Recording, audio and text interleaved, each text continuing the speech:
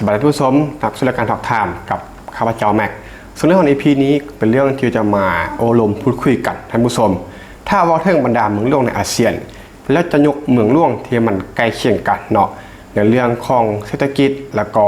การเป็นอยู่ต่างๆที่มันใกล้เคียงที่สุดข้าพเจ้าก็คิดถึงอยู่3เมืองเนาะก็คือกรุงเทพมหานครของกรุงเทพของประเทศไทยท่านผู้ชมแล้วก็กัวลาลัมเปอร์ของมาเลเซียแล้วก็มีจาการ์ตาของอินโดนีเซียเนาะที่มันใกล้เคียงกันในเรื่องของการพัฒนาแล้วก็คุณภาพชีวิตต่างๆท่านผู้ชมก็คือใกล้เคียงที่สุดแล้วในอาเซียนเขาจะมาอบรมกันว่าบรรดา3เมืองหลวงนี้มีจุดเด่นแล้วก็จุดด้อยได้แด่เนาะแล้วก็เมืองหลวงของประเทศใดที่ว่าน่าอยู่ที่สุดจากข้อมูลและหลายแหล่งที่เป็นรวบรวมมาเนาะเกี่ยวกับการเดินทางการท่องเที่ยวแล้วก็การจองที่พักต่างๆท่านผู้ชมโดยเฉพาะเขาจะเน้นทางจุดแข็งจุดอ่อนแล้วก็ความน่าสนใจของแต่ละเมืองท่านผู้ชมซึ่งก็ต้องขอบอกกันว่ากรุงเทพมหานครนั้นก็เป็นเมืองที่ใหญ่ที่สุดเนาะใหญ่กว่าจาการ์ตาแล้วก็กัวลาลัมเปอร์หลายแต่ว่ายังคงมีศักยภาพที่ว่าสูงเทียบเท่าหรือว่ามีจุดที่ว่าเหนือกว่าท่านผู้ชมว่าจะเป็นการพัฒนาโครงสร้างพื้นฐานแล้วก็ระบบสาธารณูปโภคที่ว่ามันทั่วถึงเนาะแล้วก็เหมาะสำหรับทุกคนที่กำลังเบิ่ง5ภาพรวมแล้วก็มุมมองใหม่ๆท่านผู้ชมเขาจะไปอบรมเกี่ยวกับเมืองหลวงทางประเทศท่านผู้ชมซึ่งเข้ามาว่าอีกแล้วก็คือข้อมูลพื้นฐานกรุงเทพนั้นเนื้อที่อยู่ที่ประมาณ 1,568 ตารางกิโลเมตรประชากรก็ประมาณ 10.5 ล้านคนท่านผู้ชม GDP ประมาณ 1.2 ล้านบาทหรือว่า35,000 ล้านดอลลาร์สหรัฐจาการ์ตานั้นเนื้อที่อยู่ที่661 ตารางกิโลเมตร GDP อยู่ที่40,000 ล้านดอลลาร์สหรัฐก็ได้ว่าเอาจาการ์ตาคูณ2ก็ยังบ่ใหญ่เท่ากรุงเทพมหานครท่านผู้ชมแต่ว่าเป็นเมืองที่มีประชากรที่ว่าหนาแน่นเนาะประชากรนั้นหลายกว่ากรุงเทพให้ GDP นั้นอาจจะสูงกว่าเล็กน้อยท่านผู้ชมกัวลาลัมเปอร์นั้นเป็นเมืองที่ว่าน้อยที่สุดเนื้อที่ที่ประมาณ243 ตารางกิโลเมตรประชากรประมาณ 1.8 ล้านคน GDP ก็คือ27,000 ล้านดอลลาร์สหรัฐท่านผู้ชมชัดเจนว่ากรุงเทพนั้นเป็นเมืองที่ใหญ่กว่า2เมืองที่หลายเนาะโดยเฉพาะก็คือกัวลาลัมเปอร์ที่ว่าเป็นเมืองน้อยๆอาจจะมีแต้มต่อในเรื่องของการพัฒนาที่มันทั่วถึงกว่าเนาะเพราะว่าเป็นเมืองน้อยก็ดูแลแล้วก็พัฒนาง่ายกว่าท่านผู้ชมนึ่งเลยก็คือเรื่องของการจราจรและก็ระบบคมนาคมมาเริ่มที่กรุงเทพนั้นมีระบบขนส่งมวลชนที่ว่าเติบโตอย่างต่อเนื่องเช่นว่า BTS MRT แล้วก็ ARL ที่ว่าครอบคลุม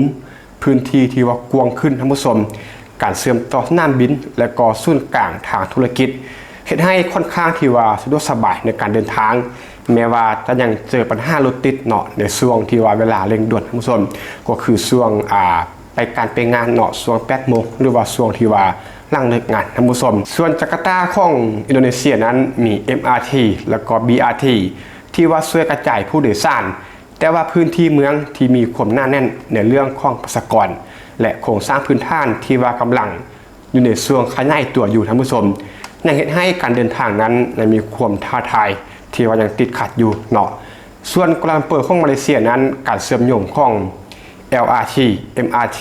และก็โมโนเรลที่ว่าครอบคลุมพื้นที่หลักท่านผู้ชมก็ได้แหละเนาะเพราะมันเป็นเมืองน้อยๆท่านผู้ชมมันจึงครอบคลุมได้ง่ายกว่ากรุงเทพแล้วก็จาการ์ตาท่านผู้ชมฉะนั้นการเดินทางในเมืองกัวลาลัมเปอร์นี้ก็ถือว่าแทบจะครอบคลุมได้ดีท่านผู้ชมและก็เดินทางไปมาสะดวกเนาะสรุปข้อนี้ก็คือทาง3เมืองมีโครงสร้างพื้นฐานการคมนาคมที่ว่าเติบโตขึ้นเรื่อยๆแต่ว่าความสะดวกนั้นก็ขึ้นอยู่กับพื้นที่แล้วก็ช่วงเวลาในการเดินทางท่านผู้ชมความโดดเด่นก็คือกัวลาลัมเปอร์นั้นเป็นเมืองน้อยๆทั่วถึงง่ายพัฒนาได้ง่ายจาการ์ตานั้นก็เป็นเมืองที่เป็นรองเนาะก็คือเป็นเมืองกลางๆก็พัฒนาได้ระดับหนึ่งแต่ว่ายังมีความท้าทายกรุงเทพนั้นมีความโดดเด่นในการที่ว่าการขนส่งนั้นเติบโตอย่างต่อเนื่องแล้วก็ครอบคลุมเนาะถึงว่าจะเป็นเมืองที่ว่าใหญ่ก็ตามท่านผู้ชมส่วนก็คือค่าใช้จ่ายแล้วก็คุณภาพชีวิตมาเริ่มที่กรุงเทพของประเทศไทยเนาะมีตัวเลือกที่ว่าหลากหลายสำหรับทุกระดับรายได้ตั้งแต่ตลาดสดจนถึงห้างลูกท่านผู้ชมพร้อมกับการบริการสุขภาพและก็การศึกษาที่ว่าเข้าถึงได้ง่ายในเรื่องของค่าใช้จ่ายแล้วก็คุณภาพชีวิตที่ว่ามันบาลานซ์กันนี้ข้อนี้ก็คือกรุงเทพโดดเด่นเนาะเพราะแม้นั้นเกี่ยวกับ การท่องเที่ยวมาหลาย EP เฮ็ดเกี่ยวกับภูมิภาคอาเซียนมาหลาย EP เนาะแล้วก็ระดับโลกก็คือมันมีเว็บไซต์สักอย่างที่ว่าเกี่ยวกับมาสเตอร์การ์ดเนาะเป็นเว็บไซต์ที่ว่าสำหรับเงินนะท่านผู้ชมเกี่ยวกับการสำรวจนะก็คือกรุงเทพประเทศไทยนั้นก็คือเป็นเบอร์ต้นๆในเรื่องของการคุ้มค่าที่มันบาลานซ์ท่านผู้ชมก็คือค่าใช้จ่ายนั้นบ่ได้ถือเกินไปสำหรับกรุงเทพแล้วก็บ่ได้แพงเวอร์เนาะก็คือค่าใช้จ่ายมันพอประมาณท่านผู้ชมแต่ว่าการบริการแล้วก็คุณภาพในกรุงเทพนั้นก็คือมันดีเนาะก็คือมันเกินคุ้มสำหรับค่าใช้จ่ายที่ว่าจ่ายไปแล้วก็มันหลากหลายท่านผู้ชมว่าจะเป็นสตรีทฟู้ดที่ว่าอาหารดับโลกเนาะเช่นว่าผัดกะเพราต้มยำกุ้งต่างๆก็คือสามารถเลือกได้แล้วก็มีห้างลู่หลากหลายในกรุงเทพเนาะข้อนี้ก็แน่นอนคำบรรยายบ่มียังหลายเนาะสำหรับห้างในกรุงเทพมหานครนั่นแหละก็คือมันเลือกได้ทุกระดับรายได้แล้วก็มีหลากหลายแล้วก็ราคาก็ไม่แพงเกินไปข้อนี้ถือว่ากรุงเทพก็ได้สุดๆใน EP นี้ท่านผู้ชมต้องบอกกันว่าสำหรับค่าใช้จ่ายแล้วก็คุณภาพชีวิตนะคือมันบาลานซ์สมดุลกันก็คือข้อนี้กรุงเทพเด่นที่สุดในบรรดาทุกข้อที่มันจะวอลไปท่านผู้ชมส่วนจาการ์ตานั้นค่าของชีวิตนั้นถือว่าต่ำกว่าทั้งสองเมืองเนาะก็คือต่ำกว่ากรุงเทพแล้วก็กัวลาลัมเปอร์แต่ว่าการบริการสาธารณะนั้นบางด้านก็ยังพัฒนาเพื่อรองรับประชากรจำนวนหลายถือว่าก็ยังบ่สะดวกท่านผู้ชมก็นั่นแหละเนาะเพราะว่าจาการ์ตานั้นเป็นเมืองกลางๆเนาะใหญ่กว่ากัวลาลัมเปอร์ของมาเลเซียแต่ว่าน้อยกว่ากรุงเทพก็คือค่าของชีพนั้นก็ต่ำกว่าสองเมืองต่ำกว่ากรุงเทพเล็กน้อยท่านผู้ชมแต่ว่าการบริการนั้นก็ยังบ่สู้กรุงเทพมหานครในหลายๆด้านท่านผู้ชมสามก็คือกัวลาลัมเปอร์ของมาเลเซียมาตรฐานชีวิตนั้นก็คือสูงขึ้นตามการพัฒนาของเมืองเนาะก็ถือว่าค่อนข้างจะสูงโดยเฉพาะในด้านของสุขภาพแล้วก็โครงสร้างพื้นฐานแต่ว่าข้อของชีพนั้นก็ขยับขึ้นตามๆกันท่านผู้ชมก็นั่นแหละเนาะก็คือเป็นเมืองน้อยมาตรฐานชีวิตในเมืองกัวลาลัมเปอร์นี่ก็ถือว่าค่อนข้างจะสูงเนาะแต่ว่าค่าใช้จ่ายก็สูงกว่ากรุงเทพแล้วก็จาการ์ตาท่านผู้ชมสำหรับกัวลาลัมเปอร์สรุปข้อนี้ก็คือแต่ละเมืองนั้นตอบโจทย์กับชีวิตหลากหลายมิติที่ว่าแตกต่างกันเนาะขึ้นอยู่กับความต้องการเฉพาะบุคคลแล้วก็รายได้เนาะท่านผู้ชมถ้าว่าได้ความบาลานซ์สมดุลแดกกรุงเทพเนาะถ้าว่าอยากอยู่แบบประหยัดแดกก็จาการ์ตาถ้าว่ามีกำลังใจที่ว่าสูงแดกก็กัวลาลัมเปอร์สำหรับข้อนี้ท่านผู้ชมและ3ก็คือวัฒนธรรมแล้วก็ไลฟ์สไตล์ท่านผู้ชมข้อนี้ก็คือความพิเศษเนาะก็คือว่าถึงความท้าทายและก็ศักยภาพของกรุงเทพที่แม้กรุงเทพนั้นจะเป็นเมืองที่ว่ามีขนาดใหญ่กว่าซ่องเมืองอย่างชัดเจนท่านผู้ชมแต่ว่าสามารถพัฒนาระบบสาธารณูปโภคและก็การบริการต่างๆได้อย่างทั่วถึงทางระบบขนส่งที่ว่าขยายตัวอย่างต่อเนื่องโครงการพัฒนาเมืองใหม่ๆและก็การปรับปรุงสิ่งแวดล้อมในกรุงเทพนั้นยืนหยัดในฐานะเมืองหลวงที่มีความก้าวหน้าและก็น่าอยู่เนาะจากหลายเว็บไซต์ที่เกี่ยวกับการจองที่พักการท่องเที่ยวต่างๆท่านผู้ชมที่ว่ามันเกี่ยวข้องกับการย้ายไปใช้ชีวิตเพชรเวียงนะท่านผู้ชมกรุงเทพนั้นแน่นอนนั้นทะเลวอลไปเนาะเมืองที่ว่ามีความหลากหลายที่สุดทั้งท่านที่ศักดิ์สิทธิ์วัดอารามและก็ศูนย์การค้าใหม่ๆสะท้อนให้เห็นถึงความผสมผสานระหว่างประเพณีและก็ความทันสมัยเนาะก็คือ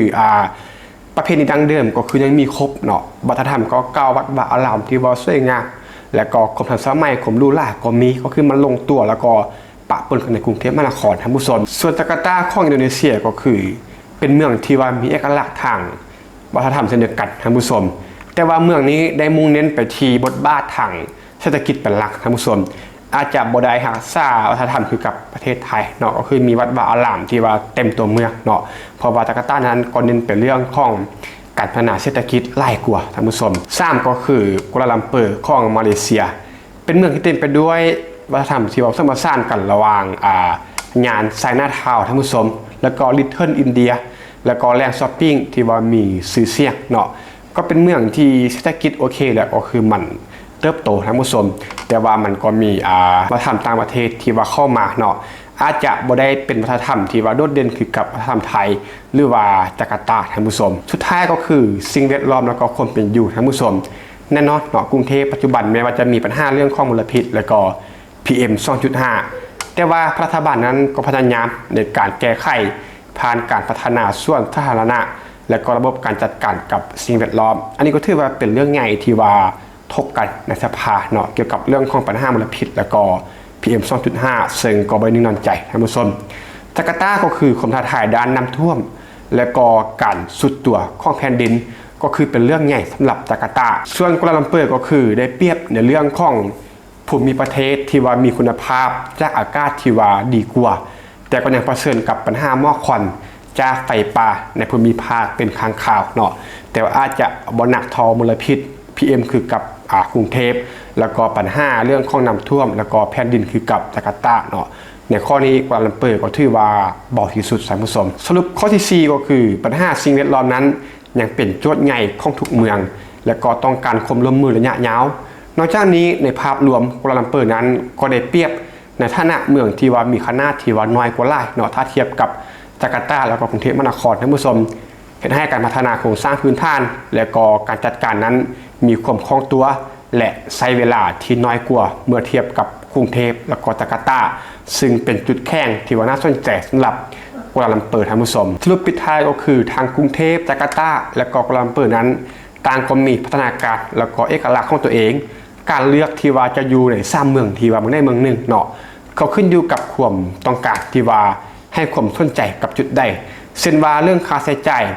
ความสะดวกสบายหรือว่าวัฒนธรรมท่านผู้ชมถ้าจะเอาเรื่องของแบบว่าไฮเทคเลยเนาะเรื่องของความสะดวกสบายที่ว่า 100% เลยก็น่าจะเป็น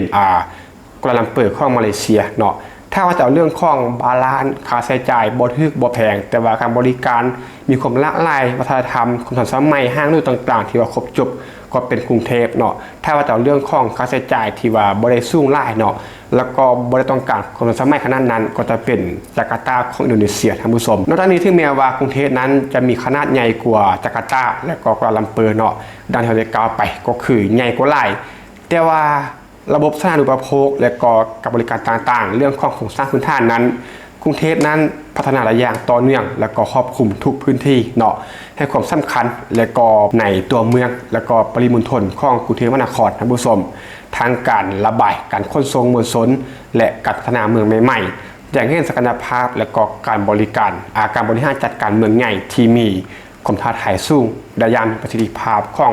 กรุงเทพมหานครท่านผู้ชมก็ประมาณนี้รับเรื่องของใน EP นี้ท่านผู้ชมที่ว่าฟังมาจุดนี้เนาะมีข้อมูลตัวใดก็จะมาแลกเปลี่ยนอบรมกันก็เต็มที่ที่คอมเมนต์เนาะเพราะแม้นั้นก็อยากจะฟังมุมมองจากท่านผู้ชมเนาะเพราะว่านี่คือมุมมองการคิดวิเคราะห์ของแม็กบวกกับข้อมูลที่เกี่ยวกับเว็บไซต์การเดินทางที่อยู่อาศัยแล้วก็การทำงานต่างๆก็มีประมาณนี้ท่านผู้ชมและใน EP นี้ก็ต้องขอบคุณทุกท่านที่มาฟังพบกันใหม่ EP ต่อไปขอบใจ